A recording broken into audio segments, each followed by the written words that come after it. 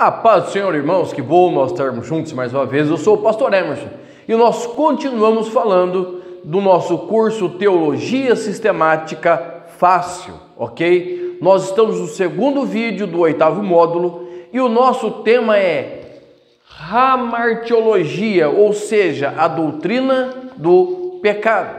E nós já falamos da origem do pecado, as palavras, os vocábulos, que a Bíblia traz com o pecado. E hoje eu quero falar sobre a possibilidade do pecado, ok? Veja bem, possibilidade, algo que pode ou não acontecer, tá? O pecado, irmãos, ele não estava em nenhum momento dentro do projeto de Deus. O projeto de Deus não tinha o pecado dentro do seu esboço, tá? Mas Deus deixou algo dentro de todo ser criado chamado livre-arbítrio, ou seja, o livre deseja livre possibilidade de escolha, de arbitrar, entendeu? Então nós temos aí a questão do livre-arbítrio e nós vamos começar falando sobre o pecado de Satanás, tá? O pecado de Satanás. A Bíblia vai nos levar lá para Ezequiel 28, para Isaías 14, que vai nos contar a história da queda deste querubim ungido, certo? Esta pessoa que foi criada por Deus para ser o quê? Ser o esplendor de toda a criação. E o que vai acontecer? Este ser, ele vai deixar a sua posição, segundo Judas, e ele vai sair da presença de Deus. Por quê? Porque João 8,44 vai deixar claro que ele não se firmou na verdade, tá? Então ele era o querubim ungido, ele era uma pessoa a quem Deus deu toda a autoridade, mas a Bíblia vai dizer assim: mas no dia que surgiu iniquidade, pecado no seu coração, porque ele desejou, ele quis ser igual a Deus, se assentar no trono que pertence a Deus, e Deus não divide a sua glória com ninguém. Então qual é o pecado de Satanás? É o orgulho, é a soberba, é o desejo de ser mais do que é. Quando nós vamos para a questão do livre-arbítrio, o Senhor deixou para todos os seres criados a possibilidade de escolha: peco ou não peco, me afasto do pecado ou eu vou absorver o pecado e vou viver com o meu pecado. A diferença do homem e da mulher, vamos adiantar um pouquinho aqui, é que a diferença do homem e de Satanás é que o homem, quando ele peca, ele come da fruta do conhecimento do bem e do mal, ok? Então, ao invés dele ser onisciente como Deus, ele se torna consciente do seu estado e principalmente do desejo pelo pecado, tá? Satanás, ele foi criado, nós vimos isso já na nossa sequência de vídeos sobre anjos, e eu vou deixar aqui o link, se você quiser assistir, é muito bom, você vai compreender isso. Satanás, ele já foi criado eterno. Quando ele peca, ele é um pecador eterno. O homem, como ele pecou comendo da fruta do conhecimento do bem e do mal, ele teve o conhecimento de si, mas não comeu da árvore da vida. Então, para o homem existe a possibilidade de perdão. Por quê? Porque ele não é eterno. Se o homem tivesse comido da fruta do conhecimento do bem e do mal, e ao mesmo tempo da fruta da árvore da vida, o homem seria um pecador eterno, então não haveria redenção. Mas como, pela misericórdia, o Senhor, ele expulsou o homem do jardim, muita gente fala: nossa, Deus expulsou, sim, para que o homem não provasse da árvore da vida, para que houvesse a possibilidade de remissão deste homem. Então, o livre-arbítrio fez com que o homem escolhesse, lembra? Deus disse para o homem, e o homem disse para sua esposa, vocês podem comer de tudo, até da árvore da vida, vocês podem comer de tudo, mas daquela vocês não podem comer. E essa é a questão, o homem foi provado por Deus.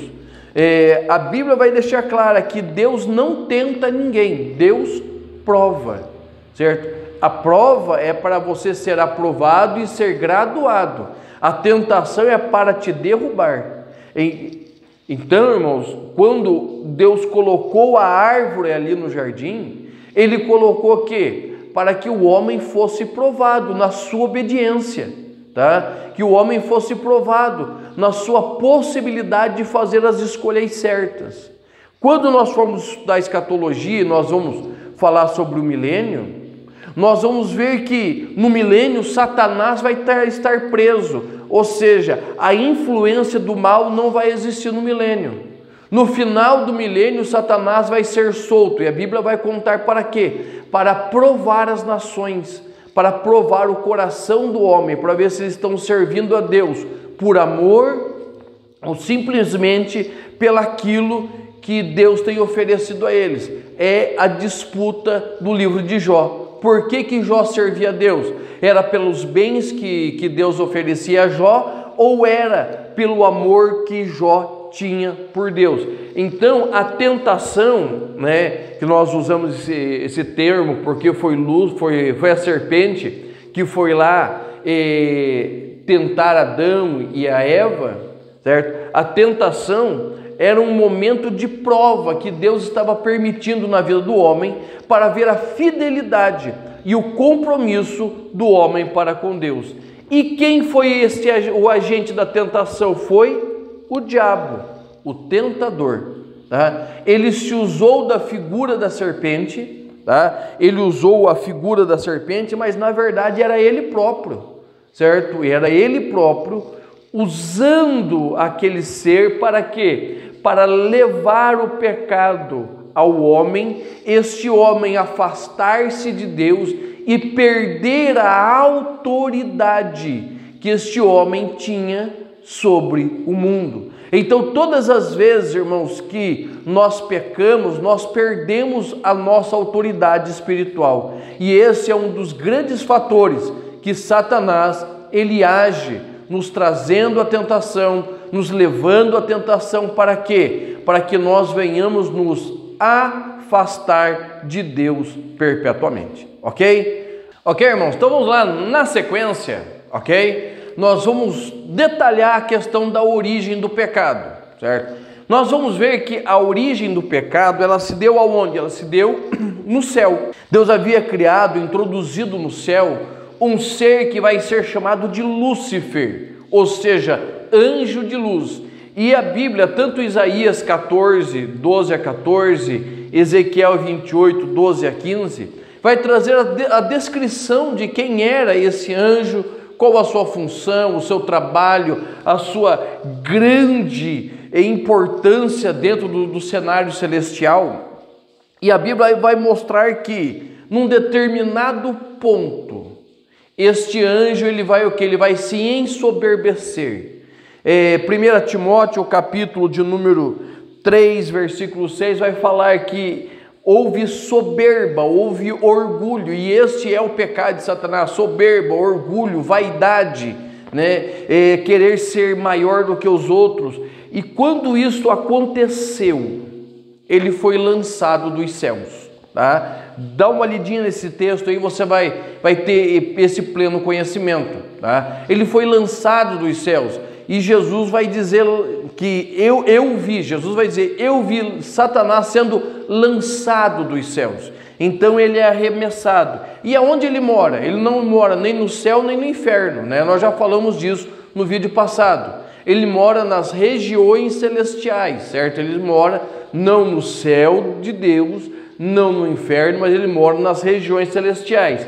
E qual é o trabalho dele exatamente? Fazer o que ele fez com os nossos pais em Gênesis capítulo 3. Ele vai levar o homem, ele vai levar a mulher a duvidar de Deus. A primeira coisa que Satanás fez foi colocar dúvida no coração de Eva. Ele olha para Eva e diz assim: Eva, mas Deus disse assim, nos disse, mas será que é isso mesmo? Será que Deus não está dizendo que Ele não quer que você seja como Ele? E será que Deus não está dizendo que Ele quer que você seja um ser de terceira, quarta, quinta, classificação? Ou seja, Ele colocou dúvida.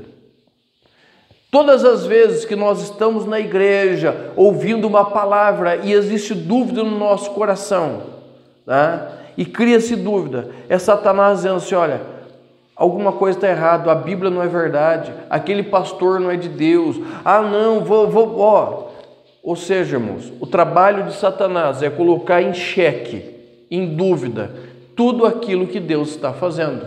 Então, se você sabe que é uma obra de Deus, é um homem de Deus, é a palavra de Deus, e a dúvida começa a entrar, o que é isso? É Satanás agindo no seu coração. Não estou dizendo que você esteja endemoniado, mas ele está fazendo o quê? Ele está agindo para tirar de você a tua certeza da salvação. Ele chega para Adão e chega para Eva e diz assim: olha, Deus disse assim, assim, assim, olha, não coma. Por quê? Porque Deus não quer que você seja como Ele.